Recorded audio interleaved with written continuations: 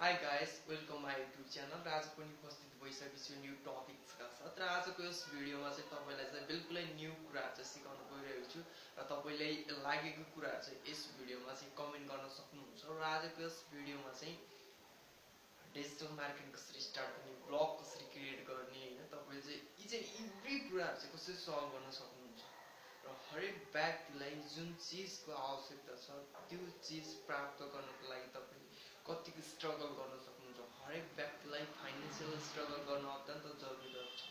तर financial struggle कसरी गर्ने, कुन वेले गर्ने, कुनै पनि व्यक्तिलाई तपाईले एउटा टर्निङ प्वाइन्ट सम्झिनुहुन्छ भने उसलाई कसरी चाहिँ अगाडि बढाउनुहुन्छ, त्यो व्यक्तिलाई कसरी हेल्प गर्नुहुन्छ, कसरी अगाडि बढ्नुहुन्छ, कसरी ब्याक हुन सिक्नुहुन्छ, एभ्री स्टेप चाल्दाखेरि चाहिँ त्यसलाई चाहिँ तपाईले चाहिँ के कुरा चाहिँ लर्निङ गर्नुहुन्छ। इच एन्ड एभ्री कुराहरु जब तपाईले सिक्नुहुन्छ त्यो सिकेको कुरालाई कसरी इम्प्लिमेन्ट गर्ने र कसरी चाहिँ तपाईले चाहिँ एउटा गोल हुन्छ त्यो गोललाई सक्सेस बनाउनको लागि कसरी चाहिँ तपाई अगाडि अग्रसर हुन्छ।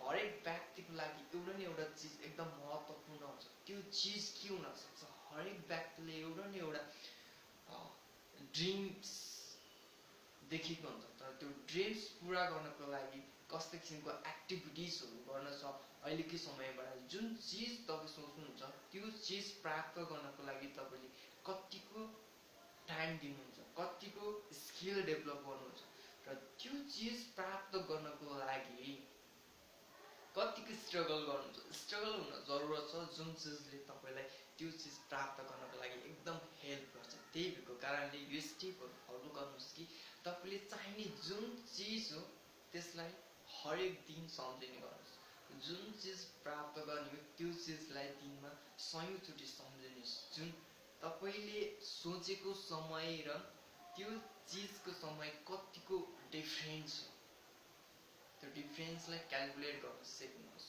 र सेकेन्ड पोइन्ट भनेको चाहिँ त्यो चीजले तपाईलाई के प्रोवाइड गर्न सक्छ र तपाईले त्यसलाई चाहिँ एक्सपर्ट गर्नुभयो अथवा एक्सपर्ट गर्नुभयो के आश गर्नु त्यो चीजलाई हुन एकदम जरुरत छ।